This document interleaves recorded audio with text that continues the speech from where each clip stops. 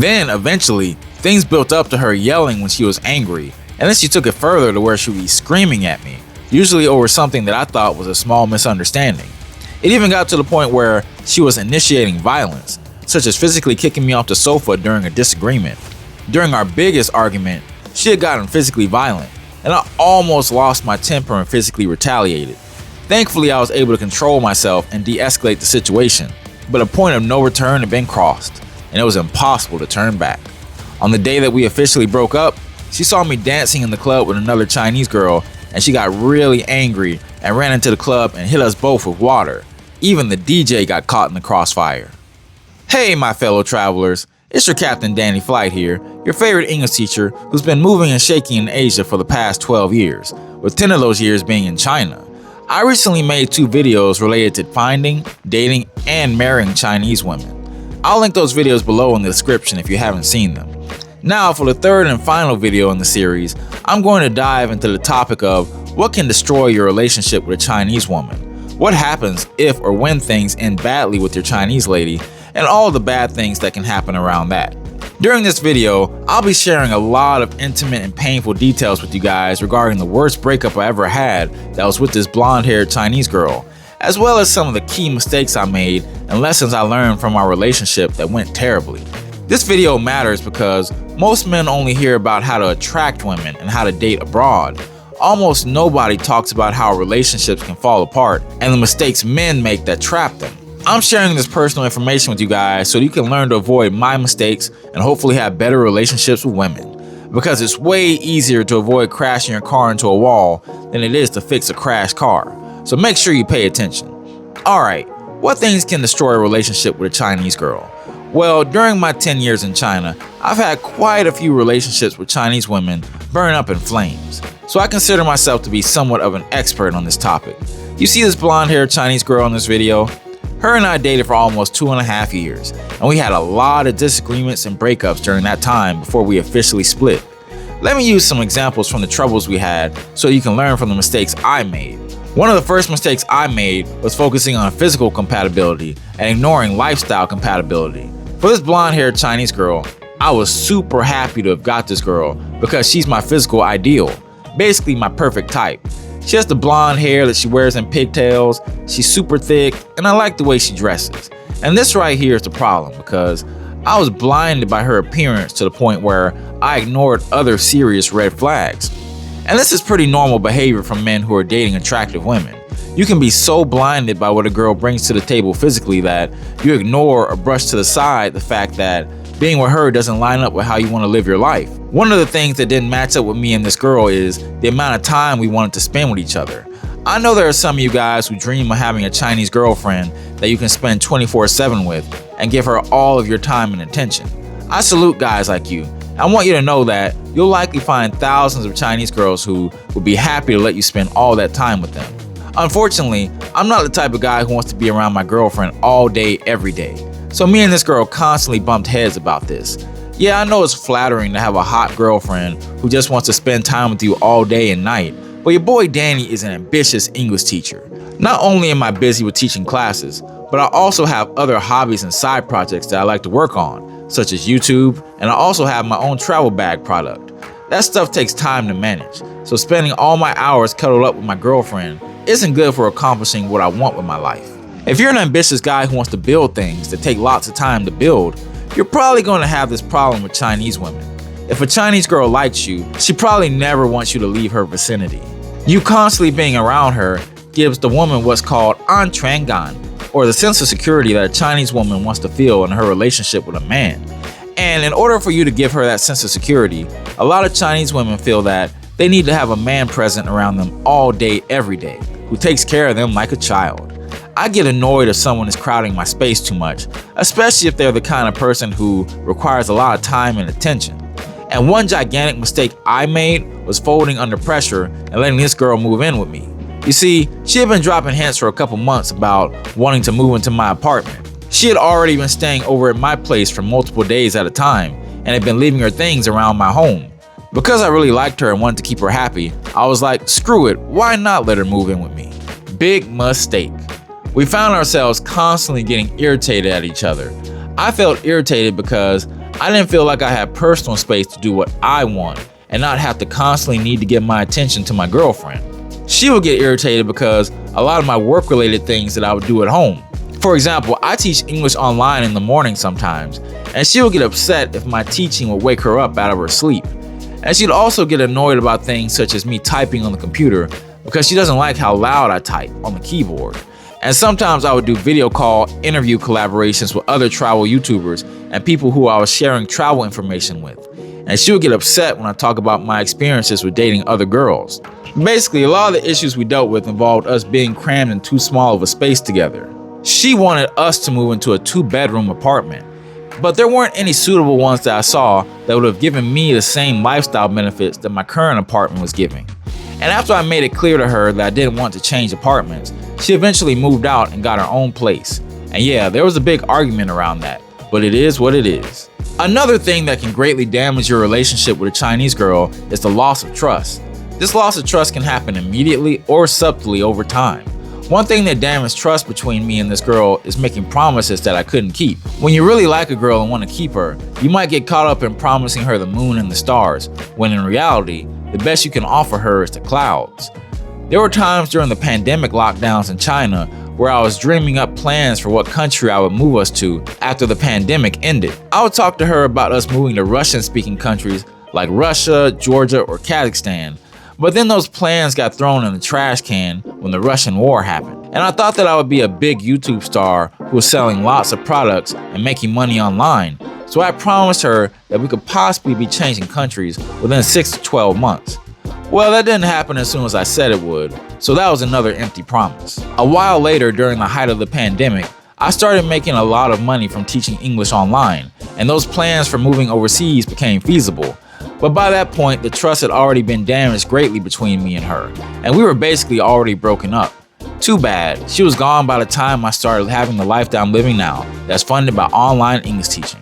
By the way, if you're interested in using English teaching to help you live overseas and make money, I offer a free 15-minute call where we can talk through your situation and how I can help you get into English teaching either online or in the classroom.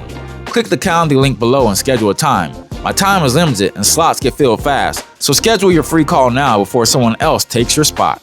On the topic of travel, another thing that can destroy a relationship is personality and compatibility.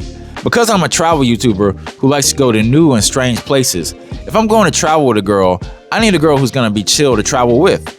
She can't be acting difficult to please and causing me extra stress when I'm already dealing with the stress of figuring out my surroundings in a new environment. Unfortunately, usually the hotter a girl thinks she is, the less chill she's likely to be, and the stress related to travel can really bring out a girl's bad side if she doesn't have good control over her emotions. Many guys think it's annoying to travel with women, and it is in my experience, so it's usually best if you have a low-maintenance girl who doesn't cause too big of a fuss. Also, here's a pro tip. Never travel with a girl to a place that you've never been to before. A lot of women expect you to be a leader in all situations. And if you're lost and confused in a place you've never been to before, some women might see that as a sign of your weak leadership and respect you less because of that. That definitely happened once or twice during my travels with this blonde-haired Chinese girl. Oh yeah, and for you guys who want to do travel content with your girlfriend or start a business with her, I think that's a terrible idea. Don't ever make your girl a main part of your business, especially if she isn't your wife. For this blonde-haired Chinese girl, I went through a period of time when I was putting her in all of my YouTube videos and thumbnails, basically making her a main star on my YouTube channel. I thought because I make international travel videos, it's important to show guys that I'm living the international lifestyle, and showing them the hot Chinese girl I'm dating is part of that lifestyle. But most guys that I know who try to make their girlfriend a main part of their content or business usually think it's a gigantic pain in the ass. Your girlfriend probably doesn't want to be your employee, and having her work hard for you like you're her boss may put more stress on her and the relationship than is healthy. And you're also putting yourself at her mercy if she ever decides to catch an attitude and doesn't want to work for you anymore. As a content creator, I can tell you, putting your girlfriend on camera can be good for getting views on your videos, but don't make yourself dependent on her for your finances, because you'll probably regret it. And in terms of finances, it really helps if you're stable in your career and direction in life before you try to get a girl fully invested in you. If you're constantly changing your direction in life and aren't sure where you're going to be at 6 months or a year from now, that will probably make your girl doubt your leadership abilities. That's one of the reasons why I recommend avoiding any serious entanglements with a woman until you're locked in on your career path and are already on the path to success. If you're still struggling to figure out how to make things work in your life direction, you're going to multiply your frustration if you're also trying to juggle a relationship with a woman. A big mistake many guys make that I've made is avoiding difficult conversations with a woman. A lot of guys are afraid of bringing up to her how they really want to live their life because they're afraid they're going to lose her. A lot of men are in scarcity and think the woman can't be replaced. A difficult conversation I was afraid to bring up with this girl was that in order for me to build the life I want, I'm going to have to spend quite a bit of time working. Like, not only was I busy with teaching English classes, I also was working on a travel product business that took up most of my spare time. I wanted to straight up tell this girl, hey, I don't have time to accompany you to the nightclub multiple nights a week, staying up and dancing all night until morning time. You need to get some female friends that you can hang out with so you aren't dependent on me keeping you entertained all the time. But I avoided having this conversation directly with her because I knew it could lead to a relationship ending argument. So I tried to placate her and be the guy she wanted me to be, even though it was making me miserable and sabotaging the progress on my life goals. Another huge mistake I made was not keeping tabs on this girl's outside influences. I noticed at some point in our relationship, she started watching a lot of Western social media content on feminism, and she has gay and lesbian Chinese friends who are super left-wing feminists. Like, these are the kinds of people who think that we should have 30 genders and who blame men for everything bad in the world. If your girl hangs out with those kinds of people, or those types of people are the ones she communicates with a lot, expect for her to copy their behavior in some ways. At one point in the relationship, this blonde-haired Chinese girl told me that she thinks she hates men because of all the bad experiences she's had with them, and because she thinks a lot of bad things in the world are caused by men. Now, dating a woman who hates men is probably not the best life decision, because she's probably going to transfer some of that hatred onto you. That definitely was the situation with this Chinese girl. During the last stretch of our relationship, this girl became super opinionated about feminism, to the point where she would argue with me and accuse me of hating women. But because she's very young and mentally immature, she isn't able to logically explain her thoughts. So the arguments would manifest as her screaming and yelling whenever I would try to get her to explain her ideas. I don't care about feminism at all, have no interest in debating it, and I think my views on male and female roles is pretty moderate, nothing really extreme there. So it was super annoying to have a girl constantly accusing me of being misogynist who hates women and who wants to see them be oppressed. I eventually learned to be very careful about expressing any opinions around her that could lead to an argument, and our relationship slowly transformed into the kind of relationship where I'm walking on eggshells every time I spoke. Very stressful, not recommended. On that note, another huge mistake I made was letting small instances of disrespect from her build up, rather than putting my foot down and stopping it immediately. And disrespect can build up in many ways. For this girl, the first instances of disrespect started with her speaking to me in a tone that I felt wasn't very polite. And then there were times where she would angrily storm off during an argument and expect for me to follow her like a helpless dog. Then eventually, things built up to her yelling when she was angry, and then she took it further to where she'd be screaming at me, usually over something that I thought was a small misunderstanding. It even got to the point where she was initiating violence, such as physically kicking me off the sofa during some kind of disagreement. During our biggest argument, she had gotten physically violent, and I almost lost my temper and physically retaliated. Thankfully, I was able to control myself and de-escalate the situation, but a point of no return had been crossed, and it was impossible to turn back. On the day that we officially broke up, she saw me dancing in the club with another girl, and she got really angry and ran into the club and hit us both with water. Even the DJ got caught in the crossfire. Here's the picture with the watermarks on my shirt from the night it happened. You don't want to put yourself in a position where you lose your temper and go upside a girl's head and put yourself at risk for going to jail.